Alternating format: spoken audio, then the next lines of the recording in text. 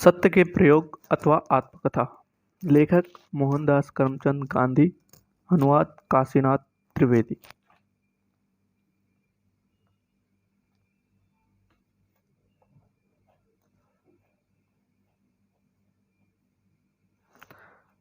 पहला भाग। जन्म। जान पड़ता है कि गांधी कुटुंब पहले तो पंसारी का धंधा करने वाला था, लेकिन मेरे दादा से लेकर पिछली 3 पीढ़ियों से वह दीवानगिरी करता रहा है। ऐसा मालूम होता है कि उत्तम चंद गांधी अथवा ओता गांधी टेक वाले थे। राजनीतिक खटपट के कारण उन्हें पोरबंदर छोड़ना पड़ा था और उन्होंने जूनागढ़ राज्य में आश्रय लिया था। उन्होंने नवाब साहब को बाएं हाथ से सलाम किया। किसी ने इस प्रकार अभिनय का कारण पूछा तो जवाब मिला, दाहिना हाथ तो पोरबंदर को अर्पित हो चुका है। ओता गांधी के एक के बाद दूसरा यूं 2 विवाह हुए थे। पहले विवाह से उनके 4 लड़के थे और दूसरे से 2। अपने बचपन को याद करता हूँ तो मुझे ख्याल नहीं आता कि ये भाई सौतेले थे। इनमें 5वें करमचंद अथवा कबा गांधी आखिरी तुलसीदास गांधी थे। दोनों भाइयों ने बारी बारी से पोरबंदर में दीवानगिरी छोड़ने का काम किया।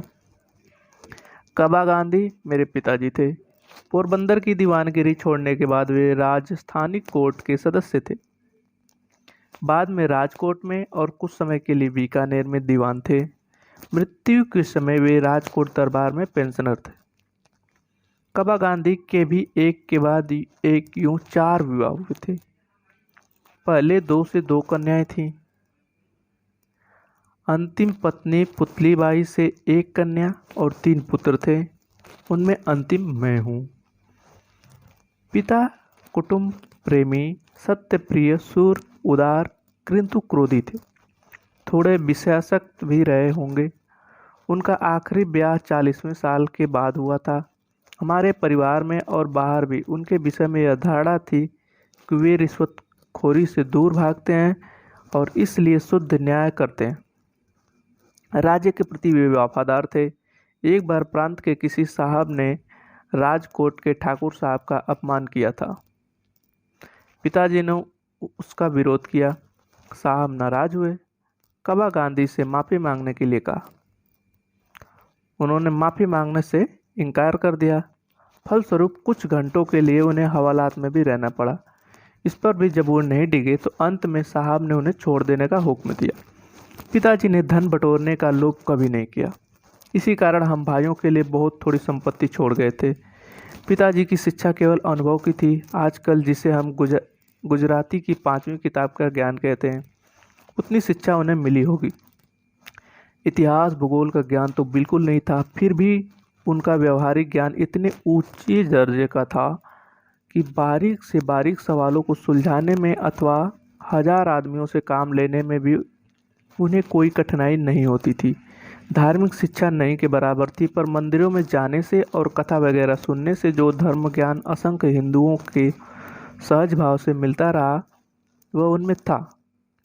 आखिर के साल में एक विद्वान ब्राह्मण की सलाह से, जो परिवार के मित्र थे, उन्होंने गीता पाठ शुरू किया था और रोज पूजा के समय वे थोड़े बहुत श्लोक ऊंचे स्वर से पाठ किया करते थे।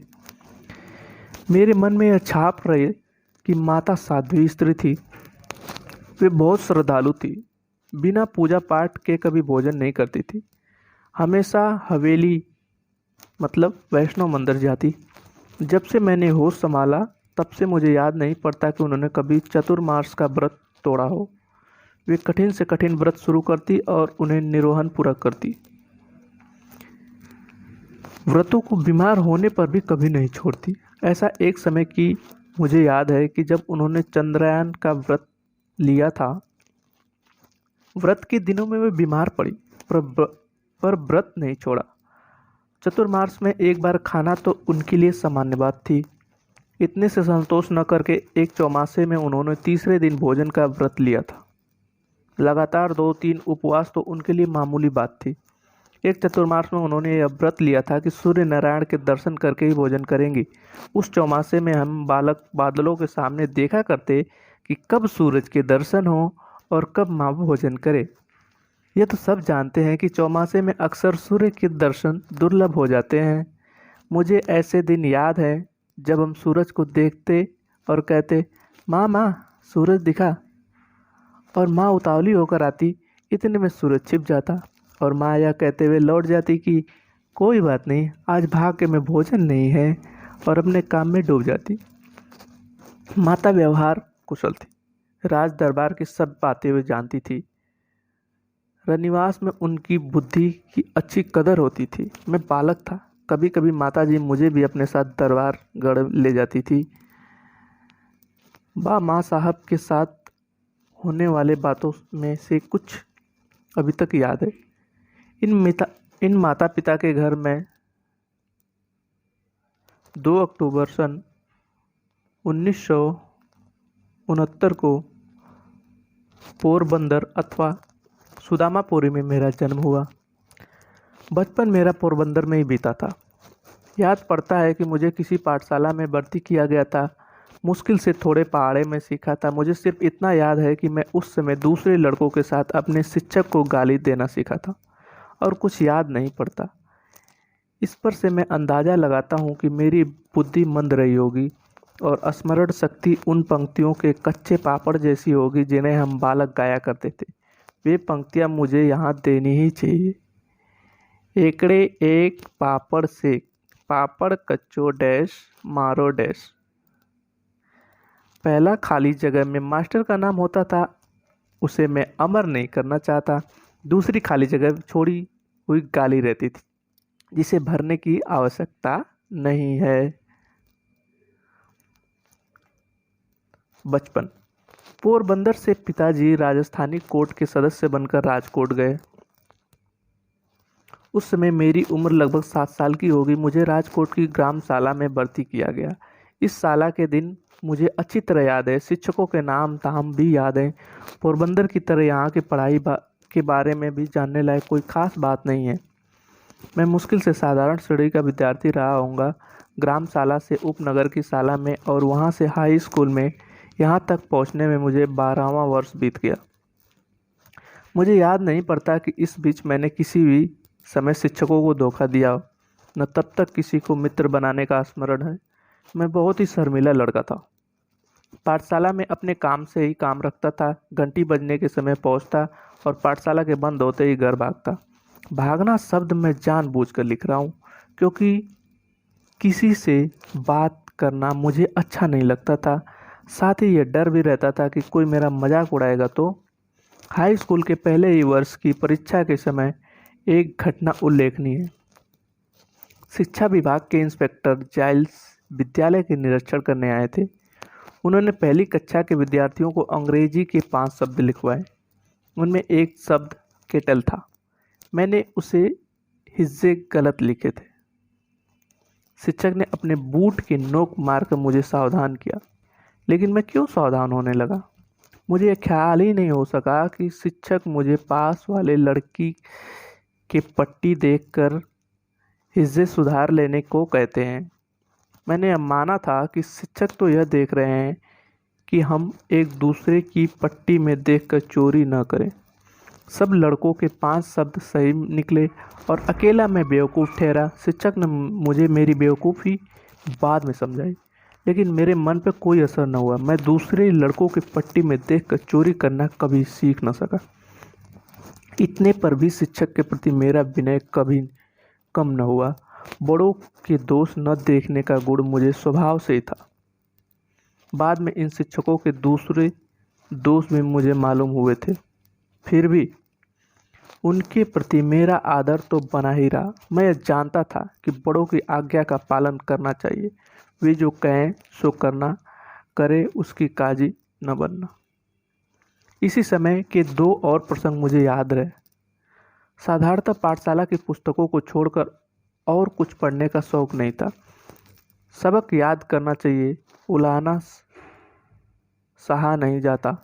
शिक्षक को धोखा देना ठीक नहीं, इसलिए मैं पाठ याद करता था, लेकिन मन अलसा जाता।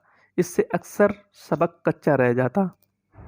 ऐसी हालत में दूसरी कोई चीज़ पढ़ने की इच्छा क्यों करती? किंतु पिताजी की खरीदी हुई एक पुस्तक पर मेरी दृष्टि पड़ी। नाम था श्रवण भक्ति नाटक। मेरी इच्छा उसे पढ़ने की हुई और मैं उसे बड़े चाव के साथ पढ़ गया। उन्हीं दिनों शीशे में चित्र दिखाने वाले भी घर आते थे। उनके पास भी श्रवण का वह दृश्य भी देखा जिसमें वह अपने माता पिता को कांवर में बिठाकर यात्रा पर ले जाते हैं। दोनों चीज़ों पर मुझ पर गहरा प्रभाव पड़ा। मन में इच्छा होती कि मुझे भी श्रवण के समान बनना चाहिए। श्रवण की मृत्यु पर उसके माता पिता का विलाप मुझे याद है। उस ललित छंद को मैंने बाजे पर बजाना सीख लिया था। मुझे बाजा सीखने का शौक था और पिताजी ने एक बाजा दिला भी दिया था। इन्हीं दिनों कोई नाटक कंपनी आई थी और उसका नाटक देखने की इजाज़त मुझे मिली थी। हरिश्चंद्र का व्याख्यान था। उस नाटक को देखते हुए मैं थकता न था। उस बार बार देखने की इच्छा होती थी, लेकिन यूँ बार बार जाने कौन देता। पर अपने मन में मैंने उस नाटक के सैकड़ों बार खेला होगा। मुझे हरिश्चंद्र के सपने आते। हरिश्चंद्र की तरह सत्यवादी सब क्यों नहीं होते। यह धुन बनी रहती। हरिश्चंद्र पर जैसा विपत्ति पड़ी वैसे विपत्तियों को भोगना और सत्य का पालन करना ही वास्तविक सत्य है। मैंने यह मान लिया था कि नाटक में जैसे लिखी है वैसी विपत्तियां हरिश्चंद्र पर पड़ी होंगी। हरिश्चंद्र के दुख देखकर उसका स्मरण करके मैं खूब रोया। आज मेरी बुद्धि समझाती है कि हरिश्चंद्र कोई ऐतिहासिक व्यक्ति नहीं था। फिर भी मेरे विचार में हरिश्चंद्र और श्रवण आज भी जीवित हैं। मैं मानता हूँ कि आज भी उनके नाटकों को पढूं तो मेरी आंखों से आंसू बह निकलेंगे। तीसरा, बाल विवाह। मैं चाहता हूँ कि मुझे यह प्रकरण न लिखना पड़ता, लेकिन इस कथा में मुझे ऐसे कितने ही कड़वे घूंट पीने पड़ेंगे। सत्य का पुजारी होने का दावा करके मैं और कुछ कर ही नहीं सकता। यह लिखते हुए मन अकुलाता है कि 13 साल की उम्र में मेरा विवाह हुआ था। आज मेरी आंखों के सामने 12-13 वर्ष के बालक मौजूद हैं। उन्हें देखता हूँ और अपने विवाह का स्मरण करता हूँ तो मुझे अपने ऊपर दया आती है और इन बालकों को मेरी स्थिति में से बचने के लिए बधाई देने की इच्छा होती है। 13वें वर्ष में हुए अपने विवाह के समर्थन में मुझे एक भी नैतिक दलील सूझ नहीं सकती। पाठक यह न समझे कि मैं सगाई की बात कर रहा हूँ। कठियावाड़ में विवाह का अर्थ लग्न है, सगाई नहीं। 2 बालकों को ब्याहने के लिए माँ बाप के बीच होने वाला करार सगाई है। सगाई टूट सकती है। सगाई के रहते वर यदि मर जाए तो कन्या विधवा नहीं होती। सगाई में वर कन्या के बीच कोई संबंध नहीं रहता, दोनों को पता भी नहीं होता। मेरी एक एक करके 3 बार सगाई हुई थी। ये 3 सगाइयाँ कब हुई इसका मुझे कुछ पता नहीं था। मुझे बताया गया था कि 2 कन्याएं एक के बाद एक मर गई, इसलिए मैं जानता हूँ कि मेरी 3 सगाइयाँ हुई थी।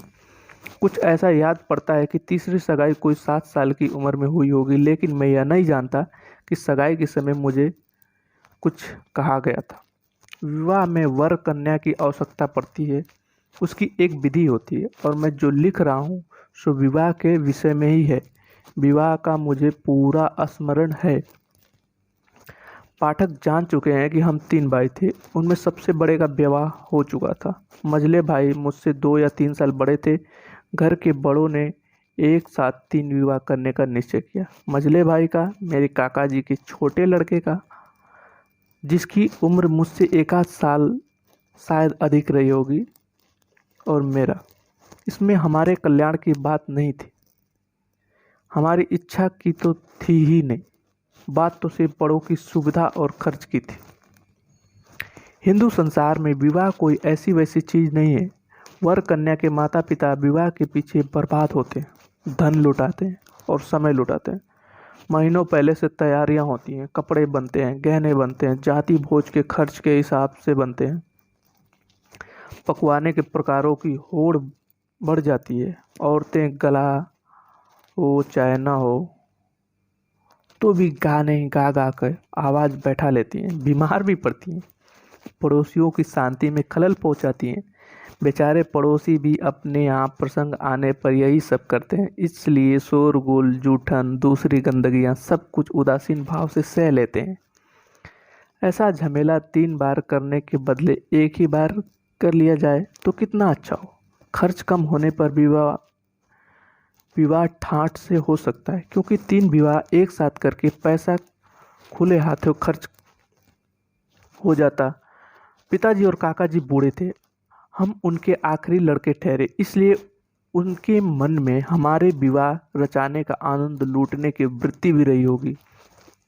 इन और ऐसे दूसरे विचारों की योग तीनों विवाह एक साथ करने का निश्चय किया गया और इसके लिए तैयारी और सामग्री जुटाने का काम तो जैसे कि मैं कह चुका हूँ महीनों पहले से शुरू हो चुका था। हम भाइयों को तो सिर्फ तैयारियों में ही पता चला कि विवाह होने वाला है। उस समय मेरे मन में अच्छे अच्छे कपड़े पहनने, बाजे बजने, वर यात्रा के समय घोड़े पर चढ़ने, बढ़िया भोजन मिलने, एक नई बालिका के साथ विनोद करने का आनंद की अभिलाषा के सिवा दूसरी कोई खास बात नहीं रही हो। इसका मुझे स्मरण नहीं है।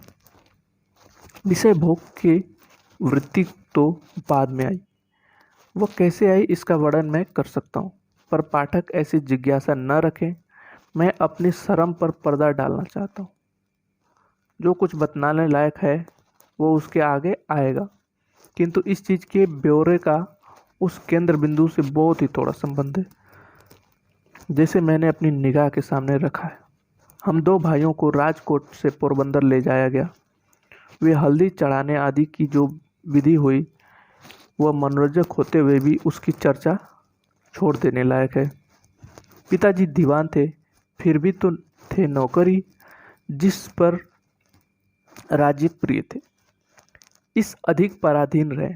ठाकुर साहब ने आखिरी घड़ी तक उन्हें छोड़ा नहीं। अंत में जब छोड़ा तो विवाह के 2 दिन पहले ही रवाना किया।